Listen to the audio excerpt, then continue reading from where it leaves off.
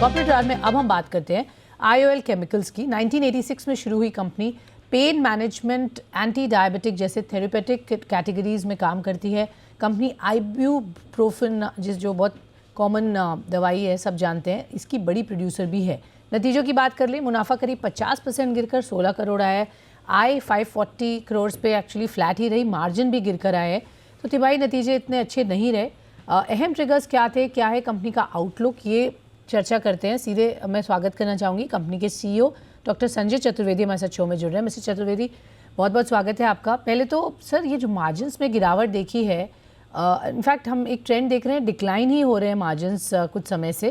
क्या रीज़न है सर, और आगे मार्जिन ट्रेंड कैसा दिख रहा है?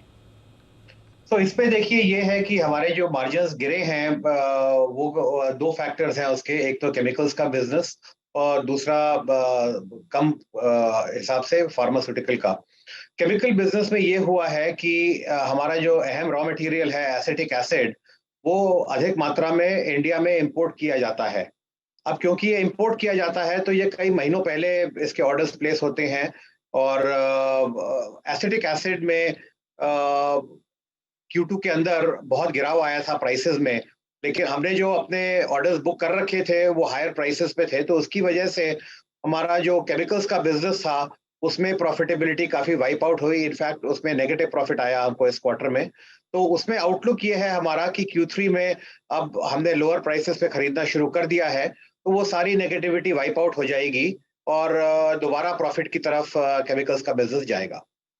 अगर फार्मा की बात करें तो फार्मा में हमारे पास आपने जैसा कि जिक्र किया आइबुप्रोफेन है, और उसके सिवाय और भी प्रोडक्ट्स हैं हमारे पास। मेटफॉर्मिन है, पैरासिटामोल है, पैंटोप्राजोल है, लेवेट्रासिटाम है, क्लोपिडोग्रिल है, फेनोफाइब्रेट है, लेमोट्रिजीन है। तो एक 8-10 प्रोडक्ट्स और भी हैं आइबुप्रोफेन के अलावा, जो तकरीबन 40% कंट्रीब्यूट करते हैं टोटल फार्मा रेवेन्यू को। तो इसमें हमारा जो एसिड यूटिलाइजेशन था नॉन आइबुप्रोफेन का, वो थोड़ा सा कम रहा। उसकी वजह से मैन्युफैक्चरिंग कॉस्ट ज़्यादा थी, तो वो अब एसिड यूटिलाइजेशन बढ़ जाएगा। डिमांड हम दोबारा उसकी देख रहे हैं, डिमांड में तेज़ी आ रही है। और फार्मा के उसमें ये हुआ कि रॉ मटेरियल के प्राइसेस बढ़े, एनर्जी के प्राइसेस बढ़े और डिमांड थोड़ी सी सबड्यूड रही। तो उसके इन सब चीज़ों को मिला के जो हमारा Q2 था, थोड़ा म्यूटेड था। लेकिन अब जो इंडिकेशंस आ रहे हैं Q3 में, देखिए हम दूसरे महीने में हैं, हमें काफ़ी कॉन्फिडेंस है कि Q3 के नंबर्स बहुत बेहतर होंगे और Q4 के उससे भी बेहतर होंगे। Q3 बेहतर होगा और Q4 उससे भी बेहतर होगा। बट मार्जिन ट्रेंड क्या रहेगा सर? क्या लेवल्स हैं जो आप समझ सकते हैं अगले क्वार्टर, उसके बाद लास्ट क्वार्टर में हम देख पाएंगे? तो हमें उम्मीद है कि साल के एंड तक हम डबल डिजिट में आ जाएंगे। साल के एंड तक डबल डिजिट मार्जिन आप अचीव कर लेंगे। सर, केमिकल सेगमेंट रेवेन्यूज 13% नीचे रही, यहाँ पर क्या आउटलुक रहेगा आगे? यहाँ पे देखिए क्या हुआ कि हमारा जो अहम प्रोडक्ट है इथाइल एस्टेट, उसके प्राइसेस काफी करेक्ट हुए। इथाइल एस्टेट के प्राइसेस तकरीबन 14-15% क्वार्टर ऑन क्वार्टर कम हो गए, जिससे कि वॉल्यूम तो उतना ही था हमारा, उससे हमारा रेवेन्यू इम्पैक्ट हुआ। अब इस समय उसका प्राइस स्टेबल है 87, 88, 89 रुपीज की रेंज में। तो अब उस रेंज में रहेगा for the rest of the year. Okay, इस रेंज में रहेगा। फार्मा ने अच्छा परफॉर्म किया है सर, स्ट्रॉन्ग रेवेन्यू ग्रोथ। क्या लगता है अब ये सस्टेन हो पाएगी और यहाँ पर पर्टिकुलरली मार्जिन्स आगे इम्प्रूव हो सकते हैं? और जी हाँ, हमारी रेवेन्यू ग्रोथ अच्छी रही है फार्मा में, और उसमें सबसे एनकरेजिंग बात यह है कि हमारा जो नॉन आइबुप्रोफेन का पोर्टफोलियो है वो अच्छा ग्रो कर रहा है। अगर आप देखें कुछ साल पहले फार्मा पोर्टफोलियो में तकरीबन 90% रेवेन्यू हमारा आइबुप्रोफेन से ही आता था, जो इस साल तकरीबन 60% होगा।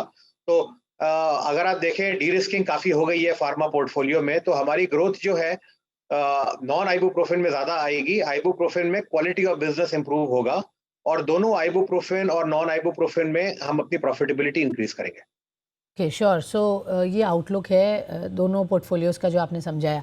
सर, कैपेसिटी यूटिलाइजेशन इस वक्त किस तरह से है, किस पे आप ऑपरेट कर रहे हैं? एक्सपेंशन प्लान्स उसके अकॉर्डिंगली क्या लाइन अप किए गए हैं, उसकी फंडिंग कैसे करेंगे?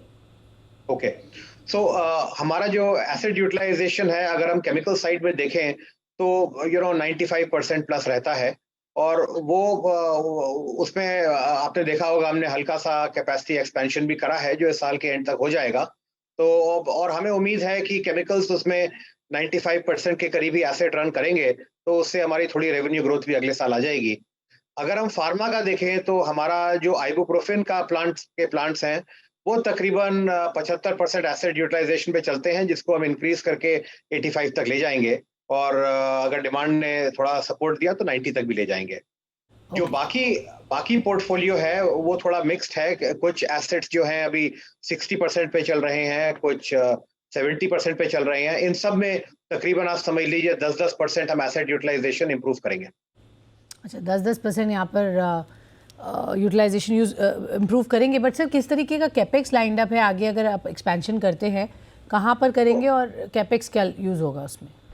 अगर हम देखें आमतौर पे हर साल हम तकरीबन 150 करोड़ का कैपेक्स खर्च करते हैं, और ये सब इंटरनल अक्रूवल से ही आता है। तो इस साल हमारा कैपेक्स 200 करोड़ के आसपास रहेगा, और अगले साल भी हम इतना ही तकरीबन कैपेक्स करेंगे, और अगर ज़रूरत पड़ी और थोड़ी बोरोइंग भी करनी पड़ी तो कर लेंगे।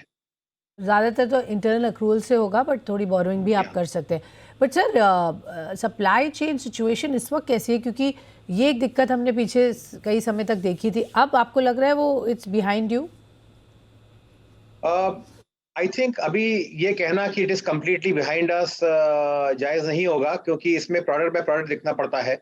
अब जैसे अगर आप केमिकल्स में देखें, एसिटिक एसिड की सप्लाई सिचुएशन ये है कि तकरीबन ज्यादातर इंपोर्ट होता है, हम भी इंपोर्ट कर रहे हैं।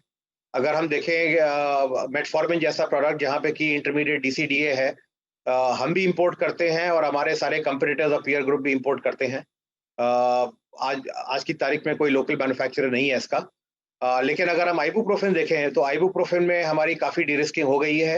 हमारी चाइना पे डिपेंडेंसी ऑलमोस्ट बिल्कुल नहीं है। हमारा फुल बैकवर्ड इंटीग्रेशन है, और बाकी प्रोडक्ट्स में भी अगर हम देखें तो अब हम इस कोशिश में हैं कि हमारा इंपोर्ट सब्स्टिट्यूशन रहे, ताकि जो चीज़ हम इन हाउस बना सकते हैं इन हाउस बनाएंगे, वरना और भी नई कंपनीज हैं इंडिया में, और अदर कंपनी जो इन प्रोडक्ट्स को as new products intermediates launch कर रही हैं। तो हमारी कोशिश ये है कि इन अपने इंटरमीडिएट जितने हिंदुस्तान से खरीद सकते हैं उतने विद इन इंडिया ही खरीदें। Okay, sure.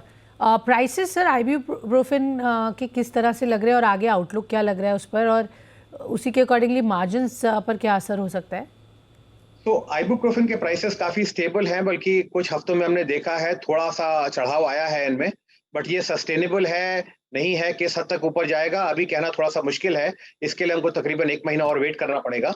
बट उम्मीद ये है कि ये ज़रा से ऊपर जाएंगे, उससे हमें मार्जिन्स में एनहांसमेंट ज़रूर आएगा। ऑफ कोर्स हमने बिजनेस के बारे में बात की, समझा किस तरीके का आउटलुक है, क्या गाइडेंस दे रहे हैं, प्राइसेस को लेकर भी बात की। बट नए लॉन्चेस कैसे लाइंड अप है सर, और ओवरऑल रेवेन्यू गाइडेंस अगर आप हमें FY23 का, आपने कहा कि Q4 और भी बेहतर होगा, Q3 जो अभी देखा है उससे बेहतर होगा, तो ओवरऑल साल का रेवेन्यू गाइडेंस क्या है और नए लॉन्चेस क्या होंगे सर?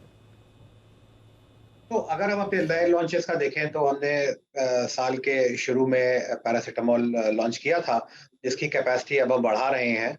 और इसमें एक अहम बात यह है कि हमारा पूरा बैकवर्ड इंटीग्रेशन रहेगा, जिसमें उसका की इंटरमीडिएट पीएपी है वो हम खुद ही बनाएंगे। तो एक तो ये है। दूसरा, अगर आप देखें हमारे पेंटाप्राजोल लेवेट्रासेटाम में अभी हमको सीईपी अप्रूवल मिला है, जिससे हम यूरोपियन मार्केट्स में इसको ज़्यादा पुश कर सकते हैं।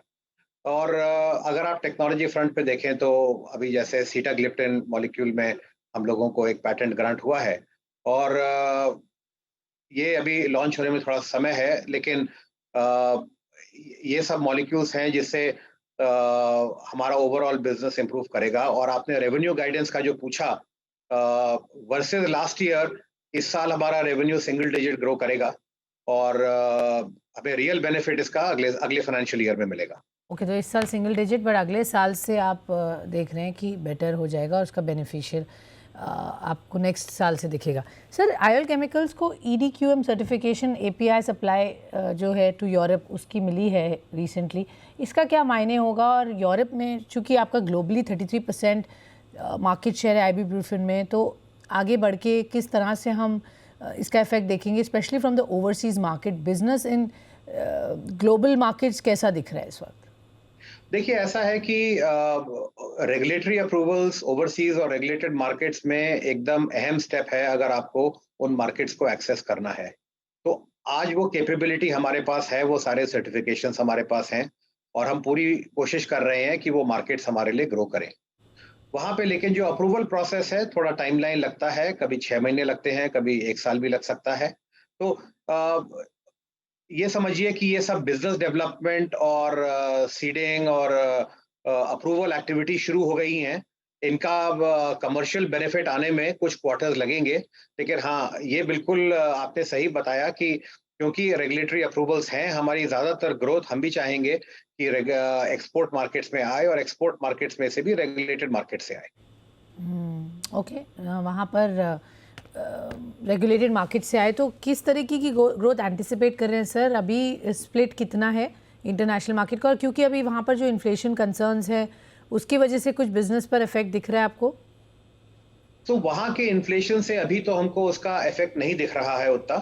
अगर आपने जो स्प्लिट पूछा अगर हम देखें तो हमारा ओवरऑल बिजनेस रफली 30% के करीब एक्सपोर्ट में है, 33% और बाकी डोमेस्टिक है। और गोइंग फॉरवर्ड हम कोशिश करेंगे कि इस नंबर को 40% से ऊपर ले जाए फॉर एक्सपोर्ट्स। ओके, 40% से ज़्यादा का एक्सपोर्ट का टारगेट आप रखेंगे। बहुत बहुत शुक्रिया सर हमसे जुड़ने के लिए और हमें बताने के लिए इस बार के नंबर्स और आगे किस तरीके का आउटलुक है फॉर द कंपनी। तो ये थे IOL केमिकल्स के टॉप मैनेजमेंट हमसे बातचीत करते हुए। एक छोटा सा ब्रेक लेते हैं इस नोट पर।